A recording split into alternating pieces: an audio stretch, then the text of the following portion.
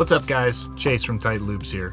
Now some of you may or may not know that on top of being a filmmaker and photographer, I'm also an illustrator, and one of my areas of expertise is in scientific style illustration of fish. Now we actually have a brand new series out that's about our adventures in traveling to sample rare species of trout for me to illustrate. And the first 2 episodes of that are out right now on our YouTube channel, and there's a link down below in the description. I highly recommend that you check those out first before seeing what you're about to see, because I think it'll just sort of help give context to the fish that I'm illustrating. It's a rare species of landlocked Arctic char native to Maine. Super cool fish, really interesting story. So yeah, check those out if you haven't already.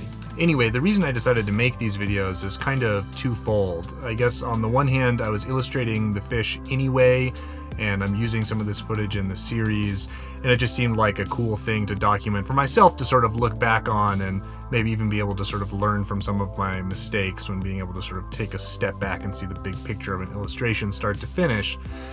But also for other artists who are interested in doing work in a similar vein, I know that at least personally, I admire work of a lot of the sort of masters of scientific fish illustration, and I've always been really bummed out that there isn't more content available that sort of showcases the techniques and the process involved in making some of their work. I think from the outside, looking at these highly detailed, highly realistic scientific renderings, it's very unapproachable. It's almost hard to guess how the artist achieved the look he or she achieved. So I've always been so thirsty for any little bit of behind the scenes writing or footage or imagery of some of the greats doing what they're doing. And while I certainly don't consider myself one of the greats, I'm hoping that all the stuff that I've had to learn on my own via trial and error, I might be able to sort of fast track other artists who have questions or are interested in this kind of stuff, being able to see my process up close. So yeah, whether you're here as somebody who's interested in illustrating fish, or whether you're here as just some random person who stumbled on this video, hopefully it'll be interesting and engaging and something for you to enjoy. I'll be doing this with every single fish that we cover in this series that I illustrate. I'll have a behind the scenes look at how that illustration came together start to finish. And this is a brand new format, by the way. I'm still kind of figuring out exactly what the best way to document this stuff is. We live full time in this van, so I'm illustrating right here on this table under natural light, and it's always changing. So I'm shooting time lapses, and it's dark, and then it's bright, and etc. etc. Hopefully it's not too hard to watch, and you can enjoy it. Nonetheless, I'm somewhat limited in what I can and can't do to improve on that, but let me know in the comments what's working and what isn't working for you. And yeah, anyway, I'm super excited about being able to offer this insight to people. So enjoy, and we'll see you soon. All right, so we'll just get into it. Every one of these illustrations starts in this phase, which is sort of mapping out the general proportions of the fish. And all of these fish are illustrated directly from life, so they're illustrated from real specimens, and every fish is unique. They all have their own individual characteristics, so working from photo reference here is incredibly important. And you can see here on the screen that I have sort of mapped out a ruler on the imagery that I can translate onto the page to get the proportions right. And a lot of time actually gets spent here just sort of getting things right, because the pictures that you're working from are never perfect. So a little bit of work has to go into translating what you have in your photographic reference to what will look good as sort of an ideally placed specimen on a page. And I'm working on 20-inch by 14-inch, 300-pound cold press Arches watercolor paper. I have about 1.5 to 2-inch margin on either side, so the fish itself is usually somewhere around 16, 17 inches long.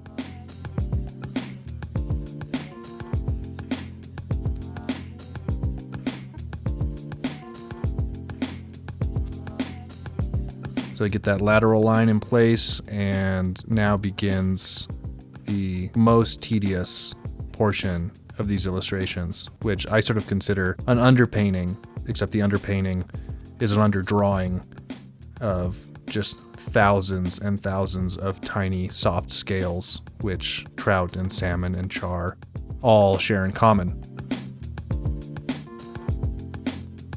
I think maybe to someone from the outside who has never illustrated something like this, they look at this part and they're sort of blown away and must think it's sort of an out-of-reach talent, but it's really not. This is just pure willpower. If you can draw a tiny circle, then you can draw 50,000 tiny circles. You just have to have the patience to get through it. And I can tell you that when I'm doing this, I'd literally rather be doing anything but this.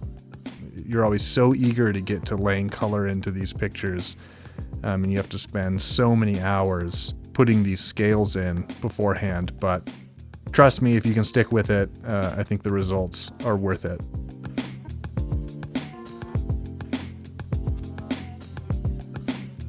Also, for people who are interested in illustrating trout and salmon, really study images and pay close attention to the sort of direction that these scales run along a fish. It's actually kind of counterintuitive, and I can't tell you how many times I've looked at otherwise great illustrations of trout, but people sort of misinterpreted how the scale patterns work, and it removes that extra amount of realism and authenticity that'll really push an illustration over the edge.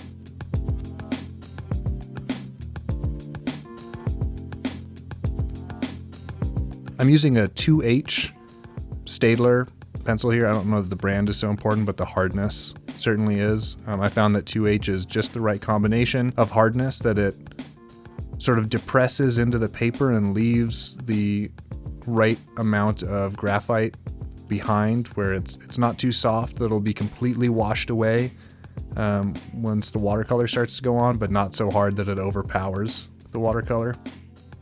And you can see that I've sort of shaved the pencil down to a fine point here with a knife, as opposed to a traditional pencil sharpener. Just allows me to get a little bit more time in between sharpening. But with that said, I do have to sharpen it, I don't know, every 3 or 4 rows here of scales.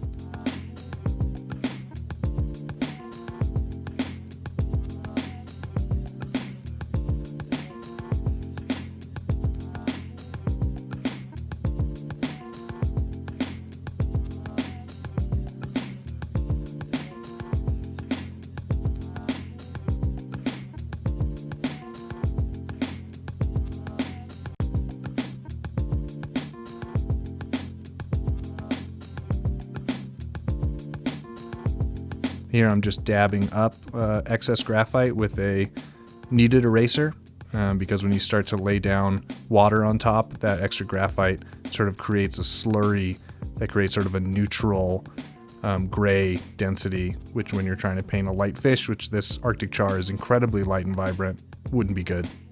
So here I've wet the whole surface of the fish beforehand, and then I'm laying in color and sort of letting the color naturally run in to itself and to each other.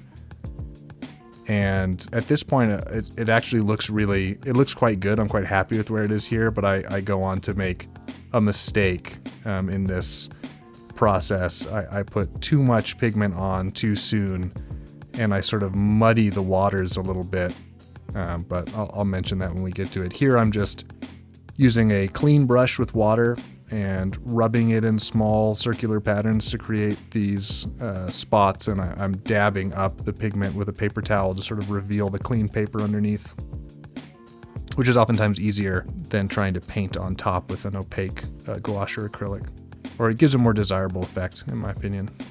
So here you can see I've put too much green and brown onto the back of the fish too soon, and I'm in a panic trying to figure out how to remove some of that pigment, which there's ways, but once you've messed it up, you kind of can't ever get it back.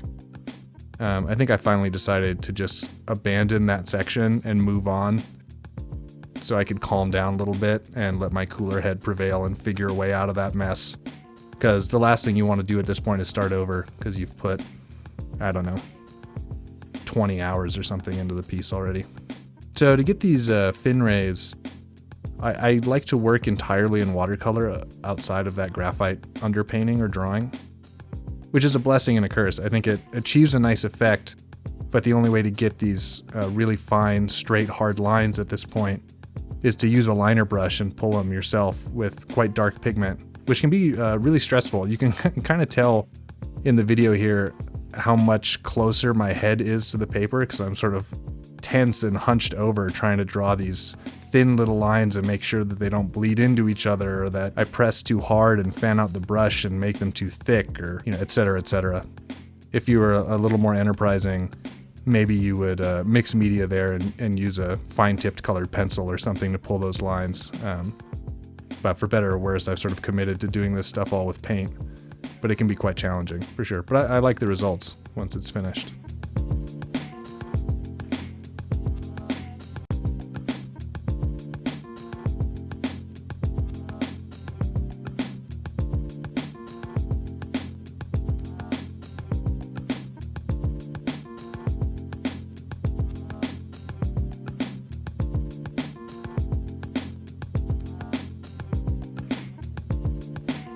The dorsal fin, and all of the fins really, can be a little difficult to translate to paper because they're so, the flesh is so thin in real life, it's sort of translucent.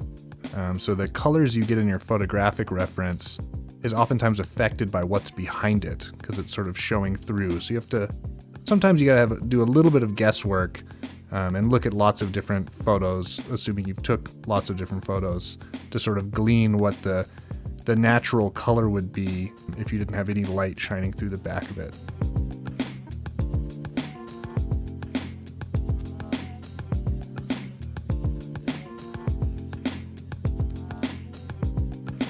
And so you can sort of see the process here of how the fins and the tail here is done. A series of light washes with pigment and slowly refining those fin rays one by one.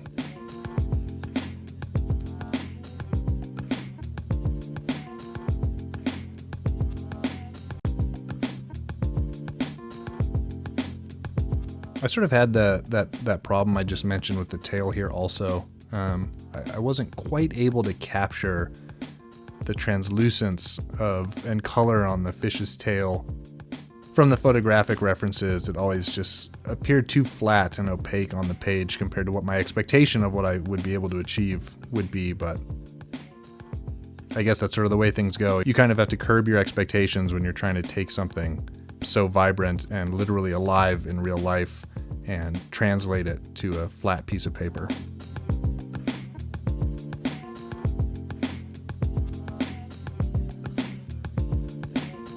Now we're on to the face, or head of the fish. I always start with the eye. Don't ask me why I always start with the eye. It just always feels like the most natural place to start. And it also really feels like it helps sort of center the whole fish in some strange way. And then onto the gill plate here. And if you've ever looked at a trout or salmon or char's gill plate, or any freshwater fish or saltwater fish for that matter, oftentimes the gill plate sort of have these metallic iridescence to them, which are pretty difficult to replicate with paint or on the page. But I think the trick is just lots of layering of color. And as usual with watercolor, you can see I'm starting lighter and progressively getting darker and darker and just trying to build up those complexities.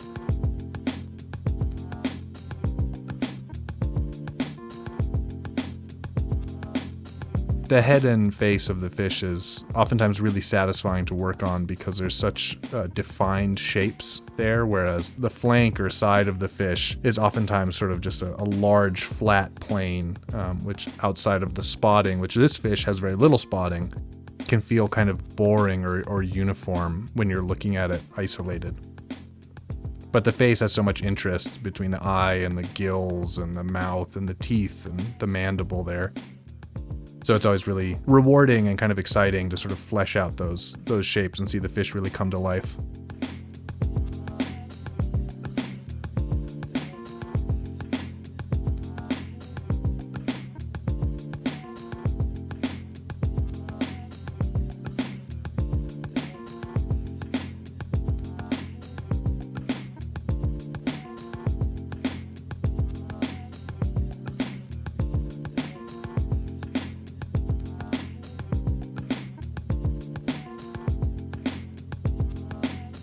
Here you can see I'm just continuing to sort of darken, give more contrast, more saturation, just sort of refining all of those shapes.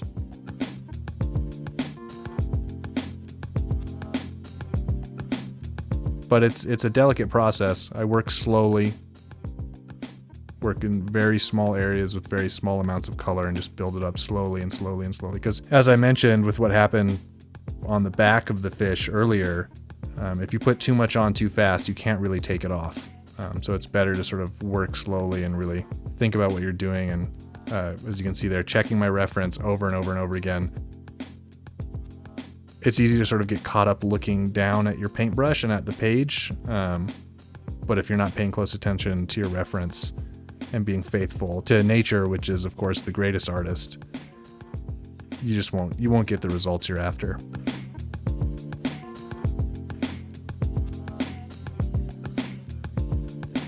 Here I'm using the liner brush to just sort of refine the details and edges, just to give it a little bit sharper look. And then now we're on to the second most tedious, and this is like deja vu, because now that all the color's on, I'm going back in with an opaque gouache, which is essentially just another form of watercolor, a more opaque form of watercolor, and highlighting every single one of those scales that we drew in the beginning. And for the most part, if I haven't overworked the paper too much, you can still see the outlines of the scales underneath, so it's easy to follow those guidelines. Of course, on the back of a lot of the fish, there's so much pigment because it's so much darker that you do sort of lose those earlier outlines, and you kind of have to trust your hand to find the right place.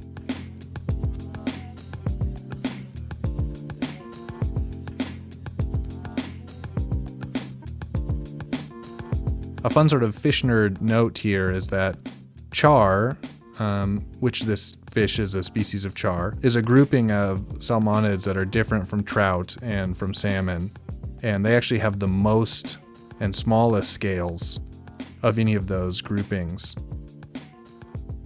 And of course I illustrate all fish on the same size paper, so it really just means that the scales have to be painted smaller. And so trout, for the most part, have anywhere between 130 to say 180 rows of scales, and CHARR are more commonly in the 200 to 300 range. So I kind of dread secretly, or maybe not so secretly, the scaling process whenever I do a CHARR, but it's also incredibly rewarding when you get it all done.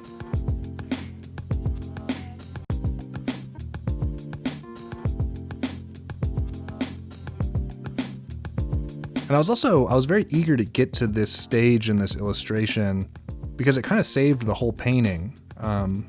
Like I said, I was really concerned about how dark I had made the back with all that green and brown pigment. I wanted this fish to be true to the subject, and the fish was quite light and orange and yellow. So being able to come back over the top of this section here with this sort of light, yellowy, ochre orange gouache really evened out the overall tonality to a place that I was much happier with.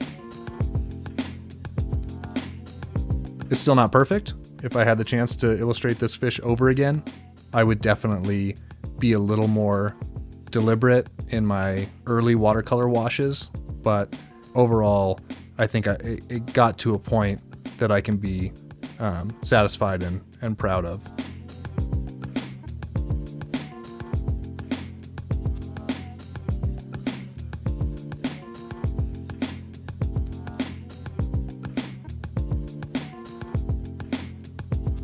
And yeah, if this looks really boring, watching all these scales go on, trust me, it was just as boring to do. Again, coming back to what I said earlier, it's just willpower.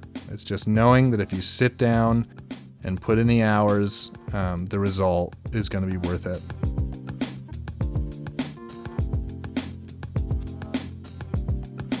Nature is so complex and detailed when you really stop to look. So if your goal is to try and faithfully replicate the natural world, there's really no substitute from just putting in the time to render those fine details out.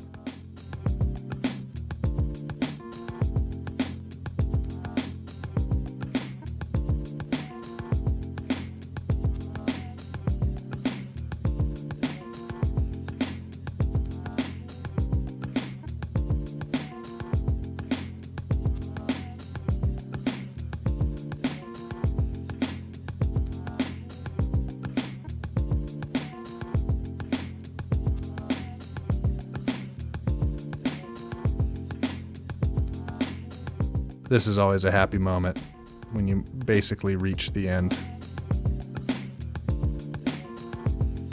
And a little bit of touch up here and there. Gouache dries much darker than it looks when it's first applied, so there's always a little bit of touching up.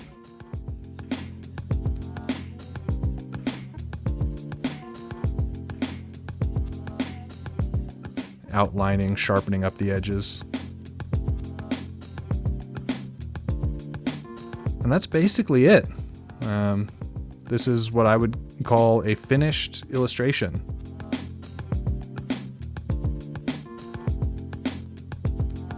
I scribble a little sort of field note style identifier, the fish's common name and Latin scientific name, as well as general location that it's caught, for reference down there at the bottom. And later I'll go in, once these are scanned, before going into reproduction, editioning, and prints, I'll go in and touch up little things here and there, adjust saturation, contrast, etc. A little more to my liking in post, but of course the originals remain as they are, with all of their imperfections intact. I really hope that you guys found this interesting or useful or informative or whatever you got out of it. I hope you got something out of it. It's really fun to sort of share this process with people. And yeah, like, subscribe, do all that fun stuff if you enjoyed the video, and we'll see you soon.